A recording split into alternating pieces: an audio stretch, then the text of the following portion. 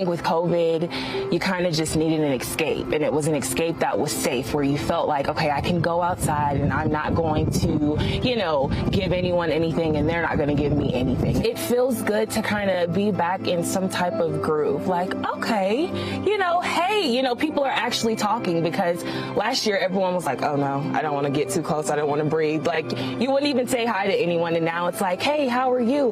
Where are you from? What are you doing? So it's really bringing back that kind of familial, you know, everyone hanging out and enjoying one another. This trip is scheduled because it was supposed to have happened last year, but because of COVID, we had to postpone it. And so here we are today on Memorial Day weekend. It's hard to find a spot because I think so many people are just out doing what we're doing, right? And it's the one. I feel like we're getting back to a country, you know, where everything's kind of back to normalcy, whatever that looks like now. Ellison joins me now live from the absolutely spectacular Grand Canyon. Ellison, I'm just going to stop talking and let you show us how beautiful it is this holiday weekend. Yeah, let me give you a little peek of one of the views here.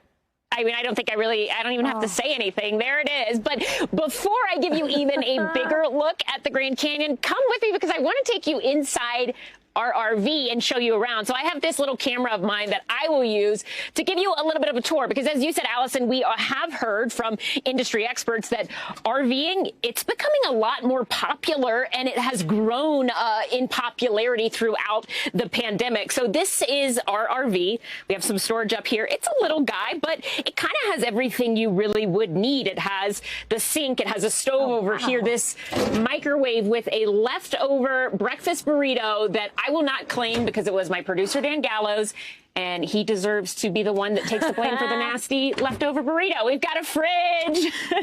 We've got a little bathroom sort of shower combo thing. And then we have two beds over here that can be pushed together to make one big bed, or you can use them as couches to kind of just sit and hang out. So yeah, not a gigantic area, but you can see why, if you were somebody who is maybe a little bit nervous still about traveling in the pandemic and taking airplanes or hotels, why something like this would be really appealing.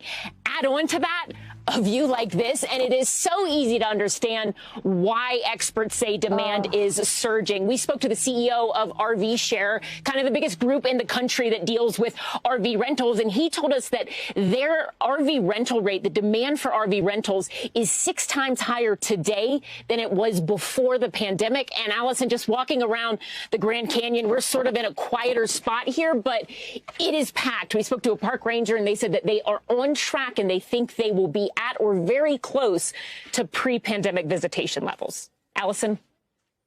Wow. Allison, I mean, look, as a New Yorker, that RV looks spacious to me. I think I've lived in an apartment smaller than that. I think the only issue I have is, who leaves a breakfast burrito behind? I mean, what is that? You just never leave that one hanging. I mean, that would never happen in my RV.